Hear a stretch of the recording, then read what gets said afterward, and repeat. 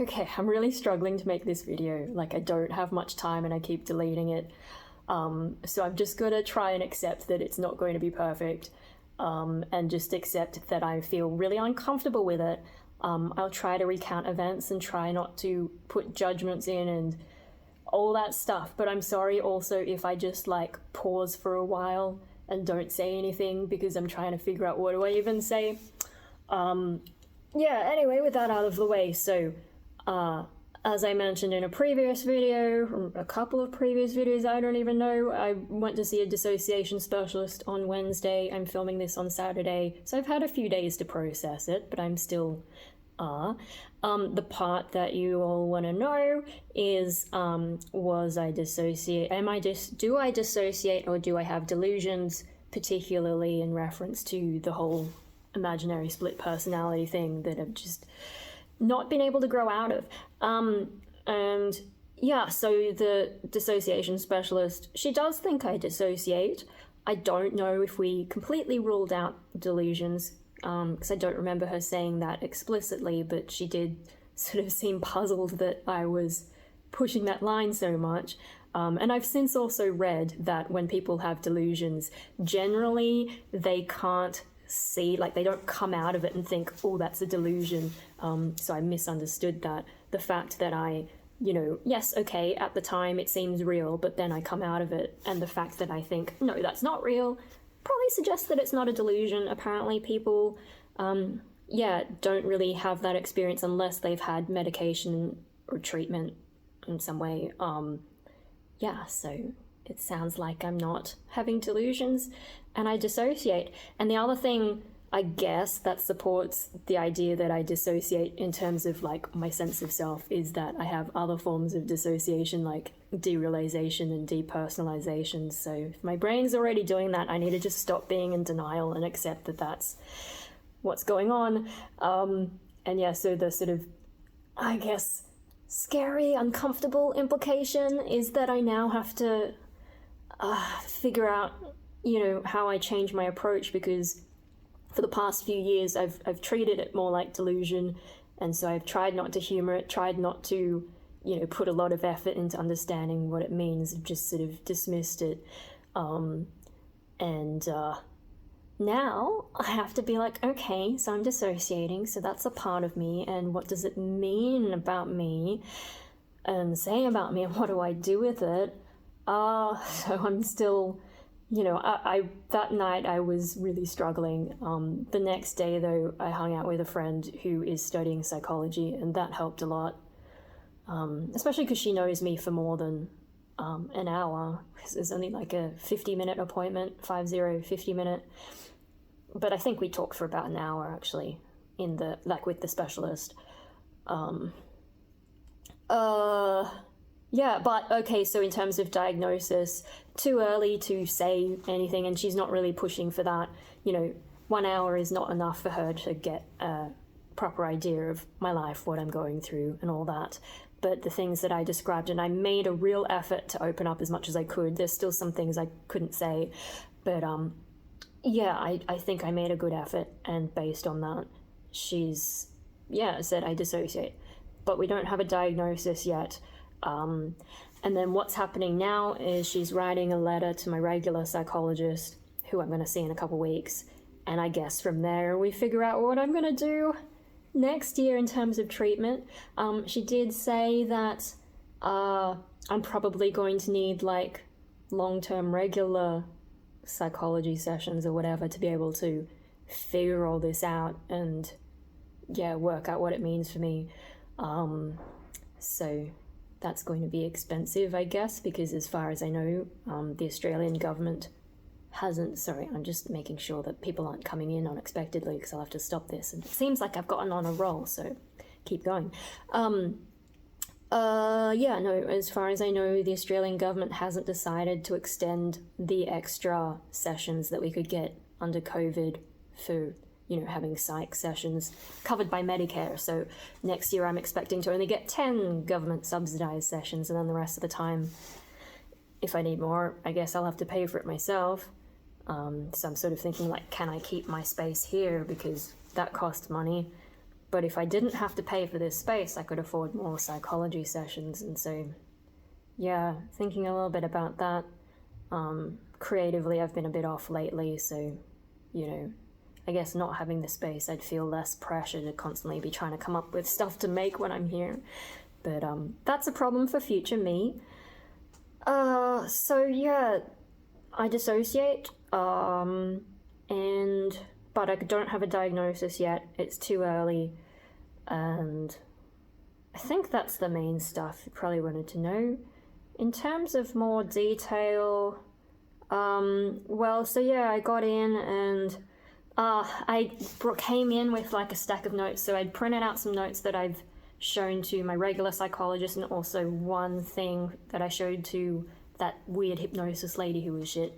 And then I also wrote up some other notes, and I also took some excerpts from the diary I'm keeping for my regular psychologist that were relevant to the whole split personality, imaginary split personality experiences that I've had. So I printed all that off, but I did like one page, which was a summary of the main things, which I think I was brave, and I put the imaginary split personality points first, and then I was like, the dissociation, and then I had a section on the glass child trauma, and then, you know, included why I had doubts about the dissociation stuff.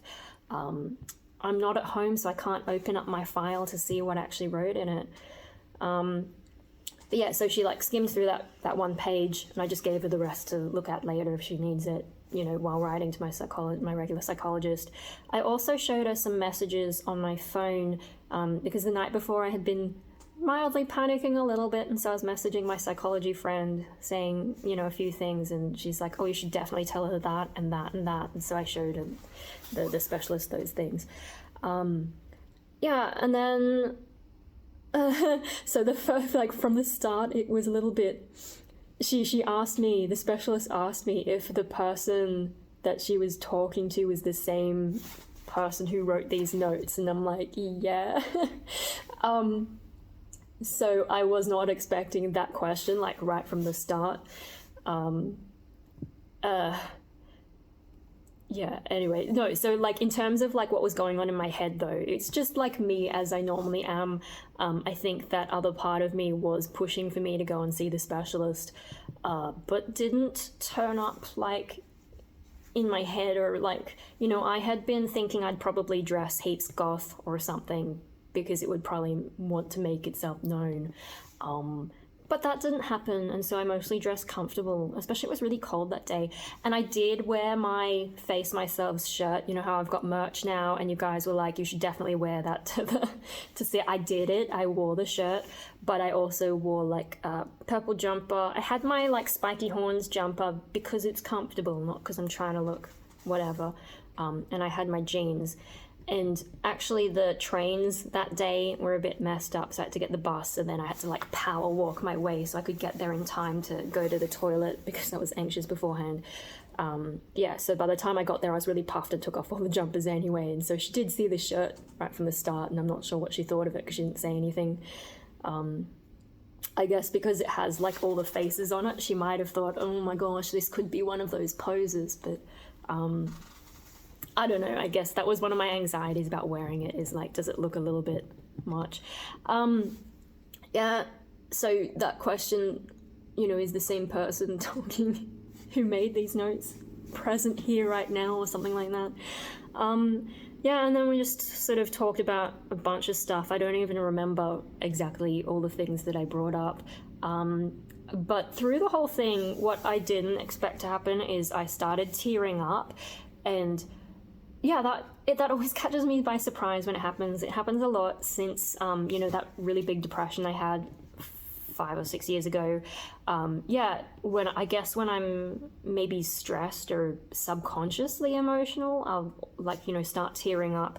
And it took me a while to I don't know, at some point I think she was saying something worried about me being upset and all that, and I just said I don't know why I'm doing this. Clearly I'm feeling something, but I don't I don't expect to act like this, and I'm fine to keep talking. It's just I'm gonna keep I'll keep looking like this.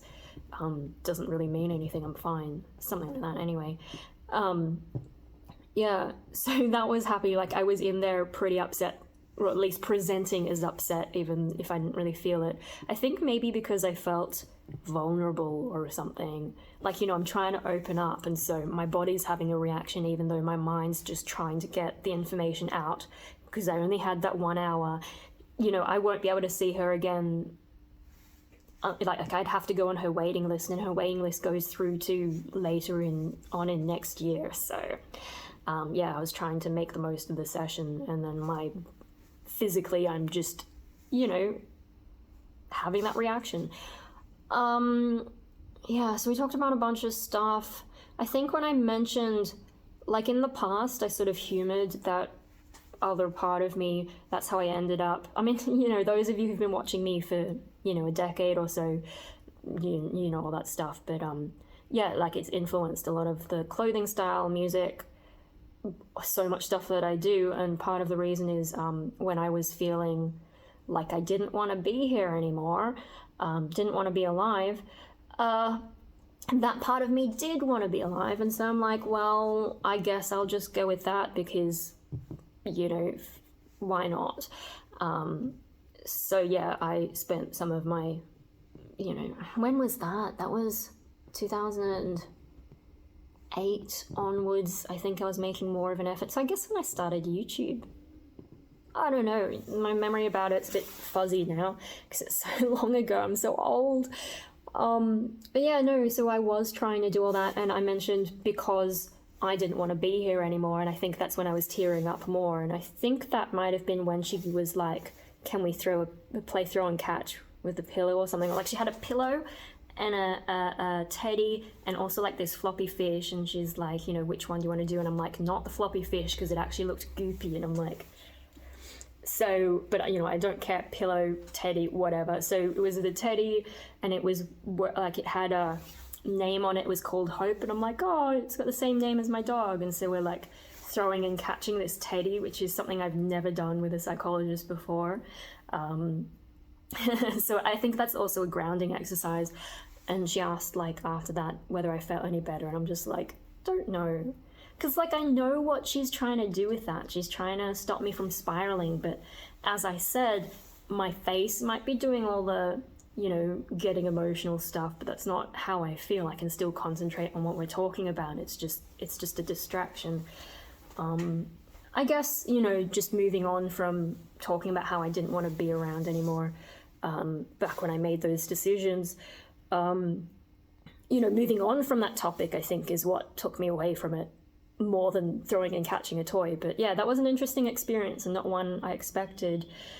So we talked about more stuff. I noticed she had like Japanese wall hangings in her office, so that was kind of interesting. I notice when I'm in session, not just with psychologists but also like my GP, I tend to look all around the room, and sometimes my brain will be trying to connect dots, like the corners of things. So like if we took my background here, like I'd connect corners of stuff, and if there's unevenness in the room, my brain's like trying to fix it. And I think that's the sort of my brain trying to take me away from the awkwardness of having to tell someone all this stuff. Anyway, so yeah, I noticed I didn't see the ones on the back behind me though, so but I don't know if I'll ever be going back. Talking about stuff, tearing up, finding it really awkward. There's a few things I think I forgot to tell her, like how my sensory experiences change, but that's in my notes. And then in terms of like the treatment stuff, she was saying, I mean, she's got such a long waiting list, but she was saying I should probably stick with my current psychologist because, we seem to be getting on okay. Like, she's the best psychologist I've ever had, so, but even though, I mean, we're not really making progress, but she is the best psychologist I've ever had, so does that count as some kind of connection? She was saying the therapeutic relationship is what's important, and I'm like,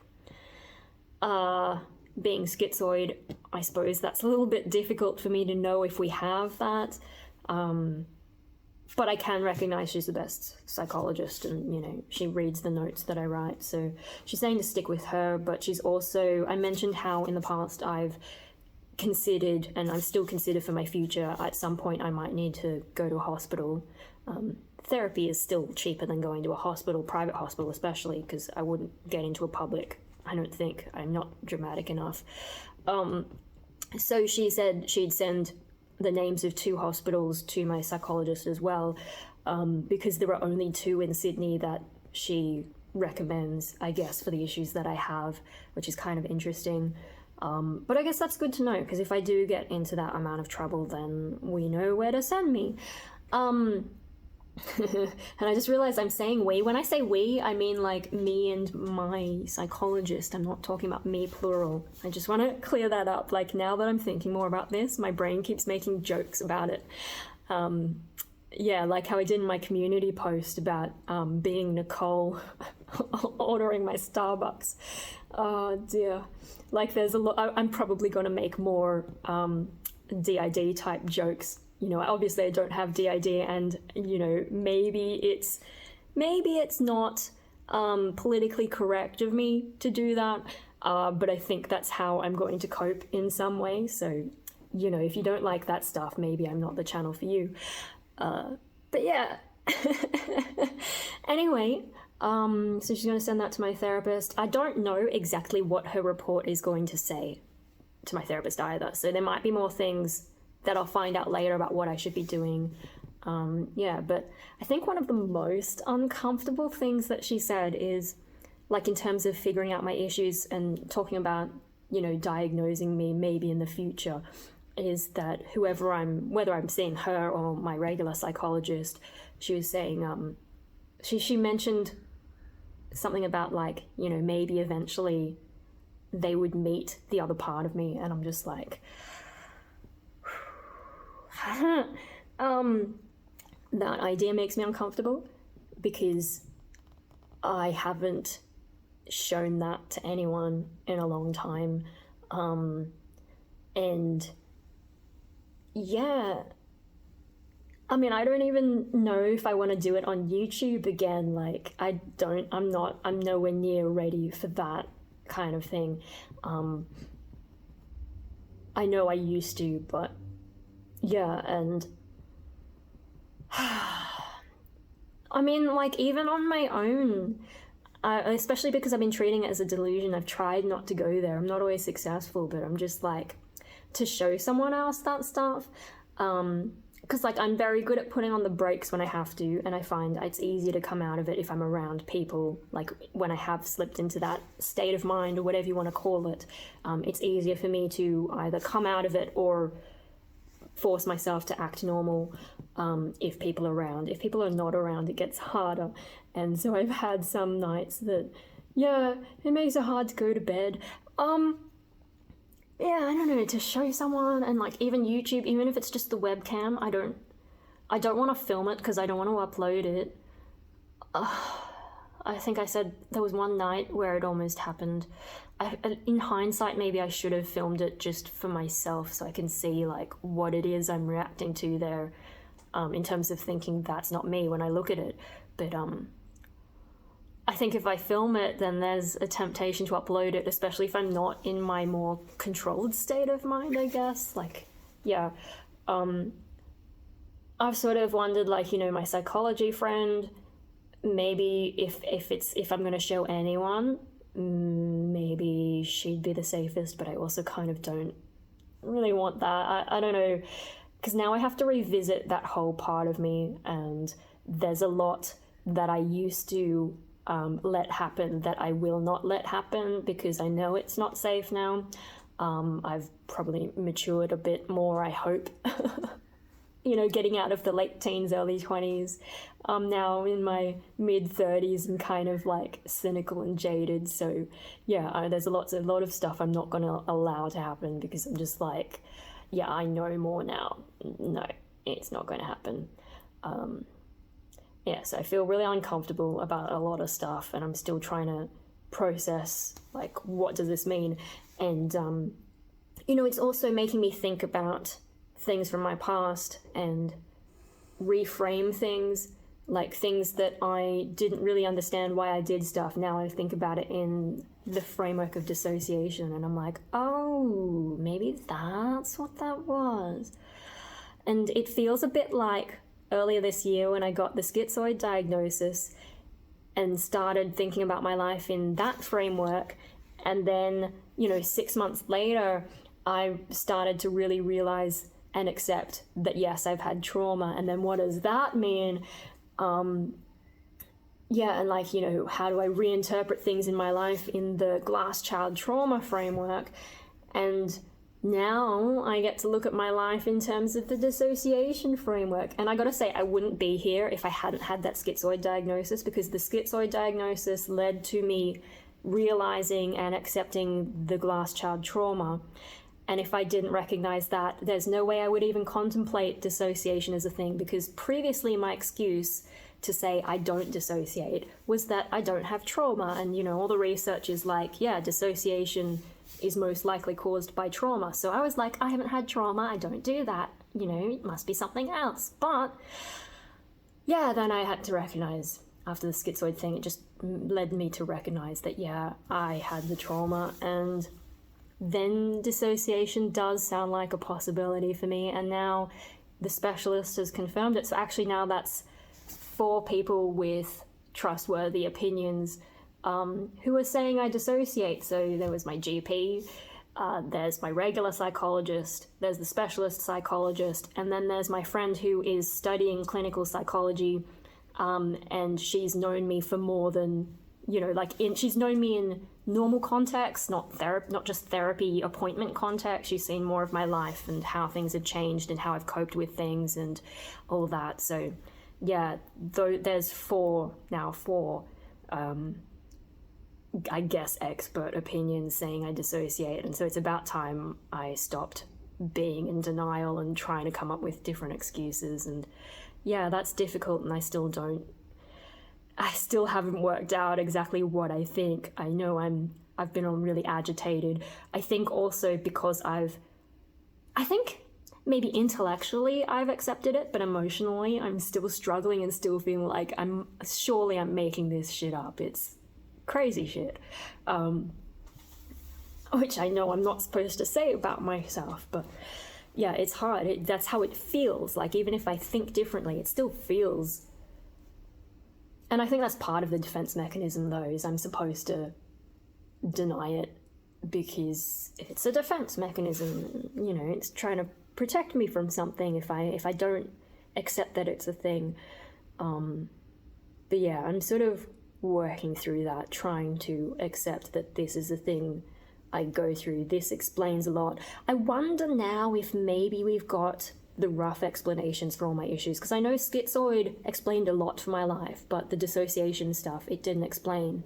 But now, I guess if the fact that I dissociate now explains the other experiences I have. So, wow, this year has been a lot for me in my psychology journey, and it's just like, oh my god. And there's so much to think about, in terms of reframing just parts of my life and learning how to deal with it properly. But the thing I was saying before, now that I have to sort of accept this stuff, and stop treating it like a delusion. Like, I'm trying to do that now, but one of the things that's happening is I am having a bit more of that struggle. So, like, in the lead up to this appointment, I noticed that other part of me wasn't affecting me as much, or wasn't, like, it was sort of there, but at a very low level. It's hard to explain. Like, it's sort of at this low level of, like, would you call it agitation, or just some sort of low-level awareness where it's still kind of nudging, but there's not much going on. Sometimes, like, when it gets really bad, it really feels like a struggle, and I had a bit of that last night, and I feel like as I relax on treating it like a delusion and denying it and all that kind of stuff, as I relax that, it's starting to, rebalance, I guess. And I guess because I'm thinking about it a lot, that's probably acting as some kind of a trigger for the weird feelings to come back more. I'm trying not to fight it so much because I need to understand what's going on, but it's difficult. But yeah, I have heard from people who claim to have DID that getting diagnosed does throw their system into chaos. I'm not going to use that sort of terminology for myself. I've never liked it, and I still don't like it. I guess this is also the schizoid part of me going, no, I'm not part of this community. I'm still, yeah. I think the schizoid stuff is going to get in the way of me getting treatment properly. I think also the one of the things that's difficult is because I don't have like a really obvious severe presentation of the dissociation stuff. I think that makes things harder because, like, yeah, I'm not so far down that rabbit hole that it's easy to say what issue I have. Like, you know, what if, I know, like, I don't know that this is supported in the research, but you could just say, maybe I just have schizoid personality disorder with dissociative features. Is that a thing that they can say I have, instead of saying I also, like, instead of saying I have schizoid personality disorder and a dissociative disorder, maybe you could just schizoid personality disorder with dissociative features? I don't know if that's a thing. But yeah, so there's a lot of stuff there, and I had another thought that's escaped me. Dear, oh dear. There's so much to think about. Let me just pause for a minute, because I think there was something, like, important I wanted to add. Yeah, I don't know what it was, but another thing that I need to work out is... So, you know, the specialist has a waiting list next year until later in the year, I think the second half of the year at some point. And then my psychologist is going away for 6 months. So either way, I'm going to be waiting a long time to really get started on any of this work. So that's a bit of a dilemma. And then what do I do in the meantime? How do I try and figure this stuff out in the meantime? Because yeah, it's hard to find good resources, I guess, and then yeah, having that sort of milder presentation and maybe unusual presentation, that makes things difficult as well to know, like, because I can't really rely on the internet. The internet's so full of garbage, and yeah, it makes it hard for me to know what's reliable or not. I really can't think of what the other thing was that I wanted to say. Yeah, I don't know. If I think of it later, I'll edit it in, maybe at home. But the other thing... Oh, no, I just thought of something else, and has it already left my brain? Damn, that's really annoying. It had to do with... Oh my god, I'm forgetting the things that I want to say. Oh, I know. Another thing since that appointment is I've noticed I've had a bit more derealization because, you know, I spent so long keeping this out of the medical psych world, and now I've gone and seen a specialist who has confirmed that this is a thing. And it's kind of, yeah, I'm having a bit of derealization because, like, I did that, and yeah, it's just like nothing's real. And I also had, like, so last night I was having a bit of struggle with the other part of me, and I came out of it feeling like nothing's real. And I wonder if that's, like, because it's such a uncomfortable experience, I wonder if the derealization is sort of like a coping mechanism in that context as well. And so I wonder a little bit if that explains why I keep thinking that this thing I go through is bullshit, because if I'm derealizing afterwards, then I'm like, oh, it's not real, because I'm derealizing, you know, I'm losing the connection from reality. So even though I just went through an experience, my brain goes into, no, that's not real, and so then I can feel more comfortable about it or something, if that makes sense. That's something that I've noticed since the appointment. Yeah. And so maybe that makes it harder for me to take it seriously, despite it actually happening to me, knowing what I went through. But yeah, I can't think of what the other thing I was going to say while I'm sitting here in the studio, so I've got to start packing up. But yeah, if I think of anything to add, I'll add it on to the end at home. Otherwise, I hope this vlog made sense and that it wasn't too all over the place. But yeah, I'll be live streaming on Monday which when you see this will probably be tomorrow. I'll post this on Sunday, so Monday, 4 p.m. The form is open if you can't make it and you want to ask a question. If you go to the live stream and look in the description, there's a form. Otherwise I'll see people then, and try not to be too awkward when I'm talking about stuff. And if I can't think of what the other thing was, maybe I'll remember by then, I don't know. But yeah, we don't have to just talk about dissociation though. We can talk about the usual things that get me all off topic, and schizoid stuff and whatever, really. But yeah, no, I do feel like nothing's real at the moment, because, like, what have I done? What kind of game am I playing that I go and see this specialist and, tell people what's going on in my head? Like, there's just some kind of expectation in me that says this is not what life was supposed to be like, and this is not what I was supposed to tell anyone. Maybe that's it.